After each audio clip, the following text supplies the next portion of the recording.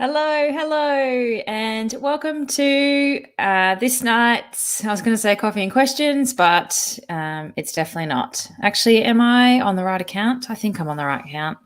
Let's see. Hey, Youngie and John Redondo, how are you guys?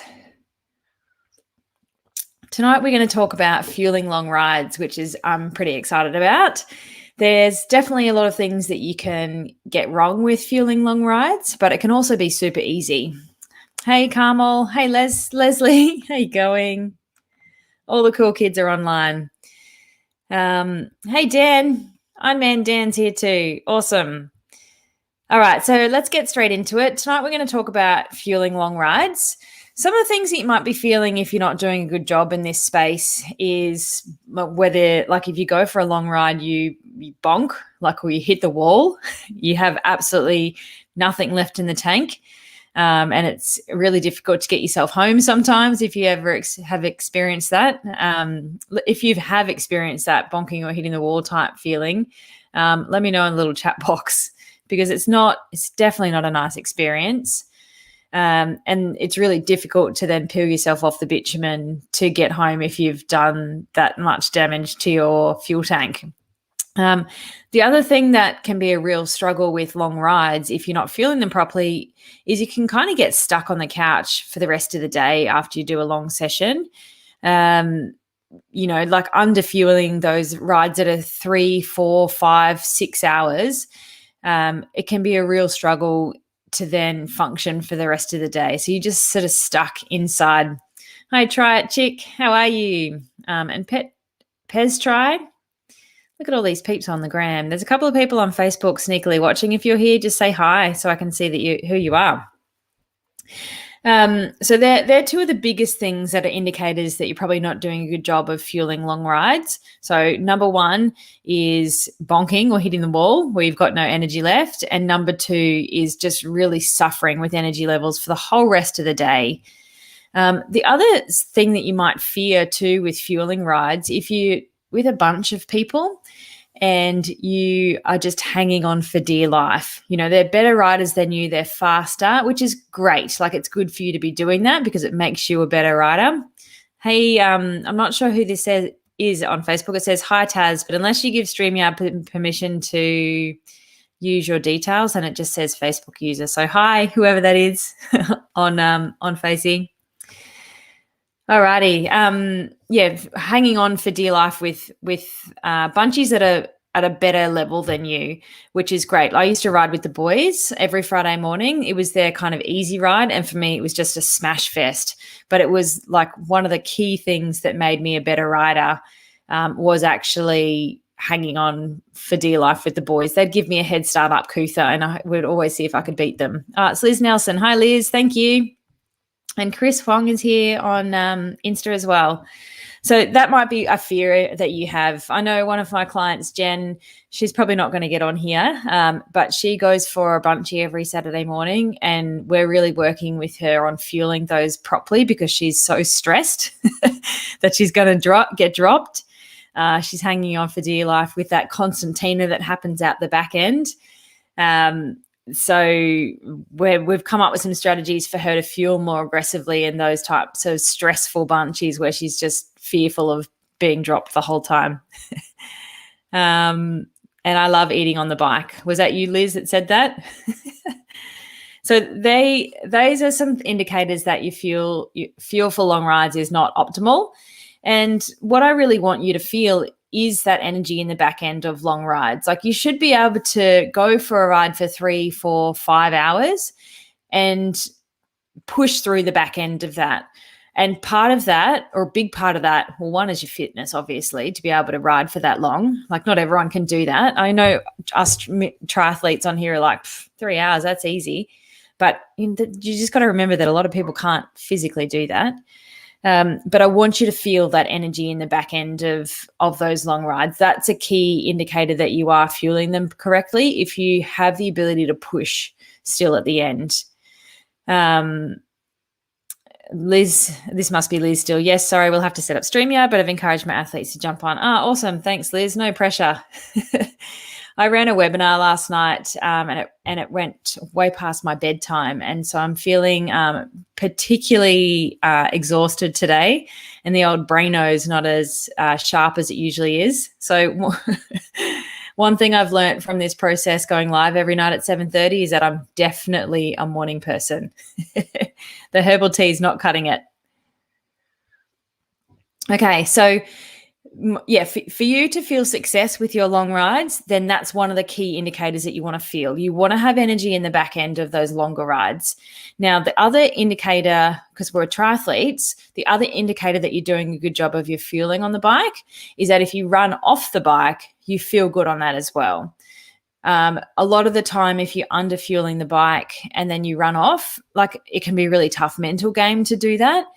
You're really sort of struggling to turn the legs over after you've been riding on a bike, and that's a skill as a triathlete. Like that's why you do that type of session, to get better at getting the legs to turn over coming off the bike. So when you've got your nutrition dialed in for long rides, you should feel good for that. You'll run off the bike, no matter how long it is, you should be able to push it, like just like it was a racing situation. That's what we want to try and get to, that point where you are off the bike and you're feeling good. Okay. Has anyone ever experienced that, or are we all in the zone of feeling not that great? Let me know. All right. So that would be a couple of components to think about if that's you or not, whether it is the sort of failures that I talked about in the beginning are indicators that your fueling on long rides is not ideal. And then on the flip side of that, we know that we're doing a good job if we've got energy through the back end and we can run off and feel strong in that run off the bike. So there's a couple of things to think about when we talk about fueling long rides. Now I'm talking to the triathlete population here. I think you need a strategy for your long rides depending on where you are in the season. So when you're in the off season, I think that's a good opportunity for you to do something different. You don't need to be sucking back commercial sports products all the time. It's okay to switch to more real food options when you're in the off season and you're going for more sort of social rides or longer, slower rides where you're not trying to practice race nutrition. Because when you're in a key race build, then you want to flip your strategy and make sure that you're doing really good gut training to build your tolerance for nutrition while you're riding. Now, we have way better tolerance for nutrition when we're on the bike. I like to call the bike the rolling buffet for that reason, because it literally can be a rolling buffet. It is wheels that can carry your liquids for you and they can carry your food for you as well without having to carry it on your back like you might have to do when you're running. So you've got the opportunity to eat and drink because it's right there. You don't have to get it. And it's much easier to tolerate too when we're riding. Our tummy is still like you might go up hills and your heart rate elevates and things like that. You might do efforts, but generally your tummy is quite still and stable. So it's much easier for our body to actually absorb nutrition through our gut compared to running where your tummy's jiggling up and down. It's doing this, and it's much harder to actually absorb and tolerate nutrition when it's doing that. So I want you to have a think about what you're doing for your long rides and make sure you've got a different strategy for the different time of season or year or programming, whatever it is that you've got going on. So, because I don't think we should be doing the same thing all the time. One of the things I talked about a lot last night in the webinar, and one of the things that we go through in the Triathlon Nutrition Academy is trying to set you up with plans and frameworks for what you need to do depending on what your goals are and what you are trying to achieve with your nutrition and your training and your racing, and also what sort of season it is. So you shouldn't be eating the same thing all the time with your day-to-day nutrition. Same with what you're doing on long rides. It should be different. So I don't know if you're still here, JR, but we've talked about trying to really build JR's gut tolerance for nutrition up as he builds into longer course stuff. And then when he is in his rest period, then we're sort of backing off and trying to do something different and shaking things up, because you get sick of the same shit too, right? Like you get flavor fatigue, you get sick of whatever you raced with. If you've done Ironman, like there might be things or products that you've used in an Ironman that you're just like, I'm never having that ever again. Hey, Steph, are you jumping on with 2 accounts there? I see you. JR said, still here, my guts are made of steel. Yeah, awesome. So because JR's been an athlete for quite a while, he has put a lot of that foundational work in place, and the goal for him now is to start to really push the limits with fueling on the bike, like try and build each year what he can tolerate and digest and absorb beyond what he's done in the past. And everyone's got a bit of a threshold, but it's always good to try and push the limits in that space when you can. I'm a, if you're going to use your ass, use your full ass type person. Hey, everyone on Insta. Hey, Robin May Fox. Okay, so the rolling buffet. There's loads of different things that you can eat and drink when you're riding. A lot of it is personal preference. I can write a long ride plan for somebody based on anything. Like whatever you're using, it doesn't really matter, because I can tweak it and manipulate it to give you what you actually need. You're better off trying to find a product that you like and you tolerate, and you're like, you want to drink it or eat it. Because if you're feeling fatigued in the back end and you're tired and your brain's not working properly anymore and you're not hungry because exercise blunts our appetite, then you're not likely to consume your fuel if you don't really love it. So I would encourage you to find some products that you love and they encourage you to consume, because then you're going to be more likely to have it, which is good. So I would hazard a guess that most people here listening and people watching the replay, that you underfuel long sessions. And I don't say that just off the cuff. I say that with 13 plus years of experience of working with triathletes and seeing that most people underfuel their sessions and their training. And it's not until you have a bit of extra nutrition and you throw fuel at a long session and you feel how good it can feel that you're like, oh, that's amazing. Like, why did I never do this before? One of my clients, Lauren, at the moment, she significantly underfueled long rides, like didn't really have anything but a bottle of water. And so we have slowly added a few things in and increased how much she's having. And it's still not loads. Like it's still, I would suggest, is not ideal, but we're working on it. And she sort of sent me a message in tears the other day saying she was so overwhelmed with how good she felt and how much energy she had, because she's experienced bonking.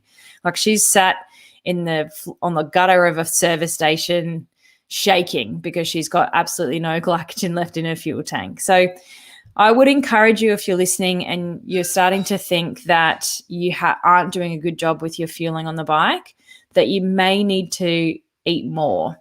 Now, when we're talking about fueling, I use that term pretty generally, I guess, but I'm talking about carbs. So unless you're fat adapted, as in you have taught your body to burn fat as a fuel source instead of carbohydrate, unless you're fat adapted, then you need to fuel your body with carbohydrate. Hi, Andre.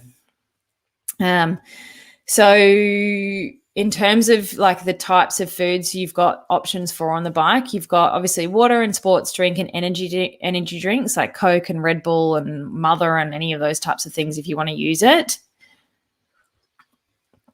Hot tea, so good. It's a cold day here in Brisbane today. And by cold, I mean it's probably, I don't know, 20 degrees, but it's like Ugg boot weather for us. So they're your liquid options. And then carbohydrate foods, there is a huge range of things that you can have on the bike, like gels and bars, lollies, chomps and chews.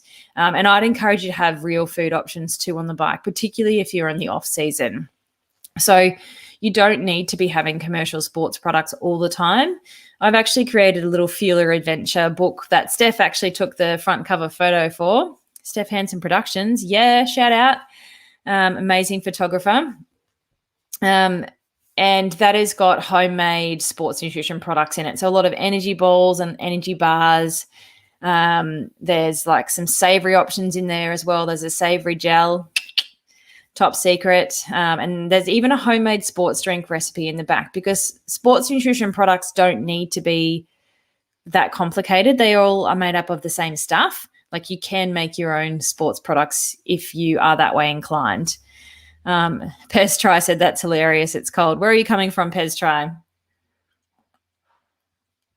It's not really that cold, but the breeze is coming from the south, so it's cool here. All right, so they're your options for fueling on the bike, like in terms of foods. Again, like, you can use anything. You've got the ability to absorb it better compared to running. The UK. So what are you in the UK? You'd be in autumn, is that right? It's probably freezing. 5 degrees is warm for you. Lost my train of thought. So, yeah, carbohydrate is the fuel that we're talking about on the ride. Now, I'm being quite general here, but I would suggest that you probably are under fueling. And so whatever you're doing, I would encourage you to maybe try a little bit extra. Like, the chances of you over fueling are pretty slim. So slightly increase whatever you're doing. And it doesn't need to be loads. So I would really encourage you to not pull plans off the internet and carbohydrate guidelines off the internet. That stuff is a recipe for disaster.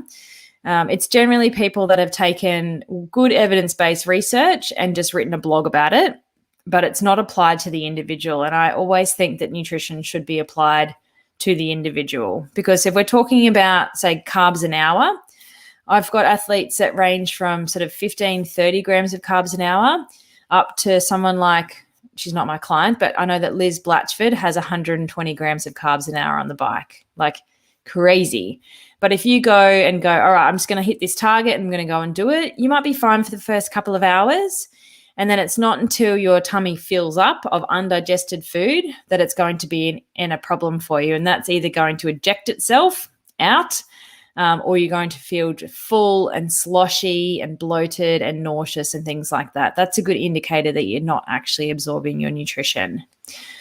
So, hey, Kate Lucas and Hildaf.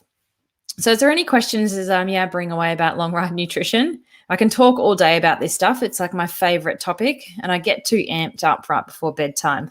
But if there's any questions, give me a holler. Facebook does take a while to come through, so pop those in relatively early. All right, so they were a couple of things. What did we talk about? We talked about things that might be an indicator that you aren't fueling properly, and then indicators of what it would feel like to be fueling properly. Some of the options that you can try on the bike, whether it's real food or not. And I think having a plan that sort of fits with what you like to eat is a good strategy, because it encourages you to consume it. If you are looking for help with your long ride nutrition, then it's one of the topics that we are going to cover in the Triathlon Nutrition Academy. Doors are open at the moment, and they will be closing again on Monday night. And I'm going to set up my athletes with specific plans for exactly what to do on their long rides. And I think it needs to be individualized. It's not here's a generic plan, go and do it. We're going to work through it together. I've got a framework, and we've got some templates, and we're going to talk through exactly what people need to figure out what their long ride nutrition plan should be. And then what we do is we're going to implement it and practice, and then tweak it and refine it, because it's always going to evolve. But once you have the knowledge and the understanding of the science behind why we do certain things, then you can take that and run with it forever and continue to evolve your own plan. So Chris said, is it even possible for an athlete like Liz, I'm guessing she's about 60 kilos, to absorb 120 grams of carbs an hour? Yeah, totally. So everyone's really different. So Liz is a well-oiled machine, right? So she's been fueling aggressively for a long time. So when you throw carbohydrate at the system, you stimulate your ability to utilize that carbohydrate, right? So we increase our carbohydrate digestion enzymes to be able to deal with it. We increase the pumps and the channels that are needed to actually get it across the stomach lining. But the only way to do that is to stimulate the system.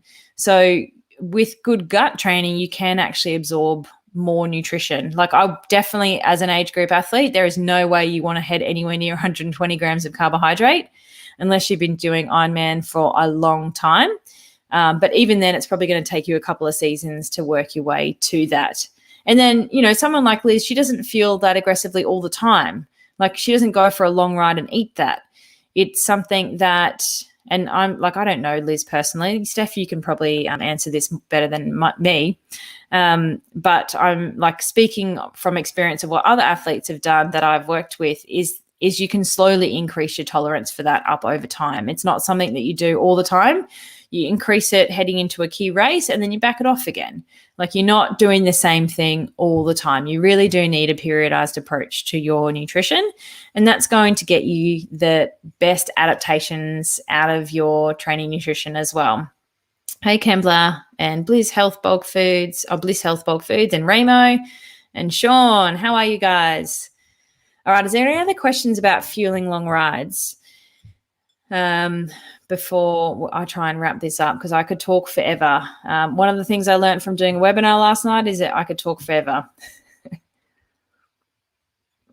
And I promised myself tonight would be short and sharp, but I'm not so sharp.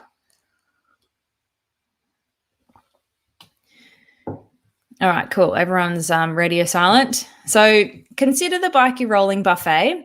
Start to play around with what you are doing on the bike. And whatever you're doing, I would like if you're starting to think that you are under fueling based on what we talked about earlier. If you've only just tuned in, you might need to watch the beginning replay. If you're starting to think that you're under fueling a little bit with like fading in the back end, you're starting to lose energy, you're losing puff, then I would start to look at slowly trying to increase it up a little bit. So it doesn't need to be a lot. It could be one extra gel in your entire ride and that's it. Like we're not talking about starting to suddenly chug back heaps of nutrition. That's a recipe for disaster. But slowly try and increase it up a little bit. And so you can feel the energy when you do have better fuel on board.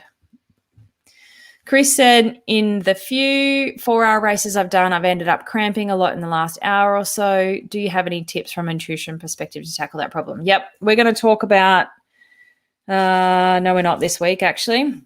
That's a big kettle of fish, Chris. Could be hydration, could be fatigue, as in you're not used to doing that type, like longer sort of style racing. So I'd look at your hydration, I'd look at your overall fueling, and then I'd look at your overall like training nutrition as well and make sure that that's dialed in, because a lot of the time with cramping, it can just be fatigue. And so if you're not used to doing longer style races because you're more of a sprinter or Olympic distance athlete, I think still, are you still that? Then it just might be the distance that's beyond you too. So Ramo said best pre-ride type meal snack early in the morning or focusing on fueling the night before as well. So both. It depends on what style of Liv on Facebook said I rate the PJs. Yep. So Liv, that's the state of my mind after my webinar last night. I was like, screw it. I'm having a shower with the little people. It's like my favorite thing to do at the end of the day, and I'm getting in my jammies. They're at least like not crapola ones. Represent. Okay, so Ramo, yes, best pre-ride meal or snack early in the morning or focusing on fueling the night before as well. Really good question. So you could potentially do both depending on how long your ride is. It really just depends on how long you're going for and what sort of state of the season you're in. Like if you're in peak race season, I'd probably be doing both things. But if you're in the off season, then you might want to pick one. And it also depends on what your overall body composition is doing too. Like I would fuel someone differently that's trying to drop some body fat versus somebody that it really struggles to hold muscle on or just keep their body composition stable. So it depends what we're trying to do. If we're trying to put muscle on, lose fat, there's a whole range of things that come into play when we talk about fueling. But a couple of ideas for what you do pre-ride. You have so much more tolerance for eating and fueling pre-ride than you do pre-running. And again, that's because your tummy is still. So it's not kind of going to jiggle up and down. So you can probably eat a bit more before you ride. But I'd suggest, if you're not fat adapted, that you focus on carb foods. So things like oats or toast or fruit toast or cereal or muesli or a smoothie. Depends how early we're talking. If we're talking like super early, then you might want to grab and run as you head out the door, and just be fueling when you're starting to ride. It doesn't need to be well before if you just don't have time. Where you want to try and practice that early type fueling is when you're practicing your pre-race breakfast. Does that answer your question, Remo? Whoa, there's all these people on the Instagram that I missed. Remo said, sorry, I should have watched the start. No worries. Go back and watch the replay. Chris said, I'm a retiree from triathlon into mountain bike racing now. There you go. Same, but different. Yeah, so I met you, Chris. Where were we? We were in Asia on the Young Guns tour somewhere, and I think you must have been doing sprint Olympic distance racing then. So mountain biking, is that's why you're in the fueling long ride session. There you go. That makes sense. Hey, Alex. So mountain biking is a little bit different to road riding too, right? Yeah, so we met in Osaka 2016. That makes me feel old. Yeah, mountain biking is so different because it's much harder to take your hands off the handlebars when you are mountain biking, depending on what sort of riding you're doing. Like if you're doing quite technical single track stuff, it can be difficult to fuel during. But if you've got big fire roads and stuff, it's much easier to fuel. So I immediately think road riding just with triathlete. So you might want to put a few different strategies into place for mountain biking, like wearing a camelback and things like that for your hydration, which you're probably already doing, because it can be much more difficult to get your hands down to get water bottles out or peel wrappers and things when you can't take your hands off the handlebars. All right, Ramo said, yes, thank you. You're welcome. All right, guys, if there's no other questions, I'm going to try and jump off. Now, tomorrow night, we are talking about how to drop body fat and still fuel training. This is one of the most common questions I get or challenges I see people face is trying to lean up. Most triathletes want to lean up, most of them. I would say 80% of the triathletes I see in clinic are trying to get a bit leaner. But then don't know how to do that properly. And so underfuel and starve themselves and fall into a heap. So tomorrow's going to be a great discussion. Hey, Laura Mead. So that's on tomorrow night at 7:30. If you missed the webinar last night, just send me a DM and I will send you the link to watch the recording. It was a really good session. I had a lot of fun. It's the first webinar I've ever done. We had a really good chat about triathlon nutrition and common mistakes that people make and some strategies around avoiding that so that you can actually fast track your career as a triathlete. So send me a DM if you want to watch that recording. I'll see you online tomorrow night at 7:30. And if you are interested in the Triathlon Nutrition Academy, go to dietitianapproved.com/academy. Doors are only open till Monday night. Now, I think that's a fairly long way away. Like it's only Wednesday, but that's going to come around really quickly. And then doors are shut. I'm not even sure when I will open them up again. It's definitely not this year. We're just going to see how we roll. So it is a once-in-a-lifetime opportunity to get amongst it with a bunch of triathletes who are starting to really put some of these gold nuggets of nutrition in place so that they can actually become supercharged triathletes. Hey, Annabelle White, and hey, Amy. All right, guys, I might jump off and I will see you live, same time, same place, 7:30 tomorrow. And I'm gonna help you drop body fat without falling into a heap. So if you've got anything you want me to talk about, send me a message. Otherwise, I'll see you there. Bye.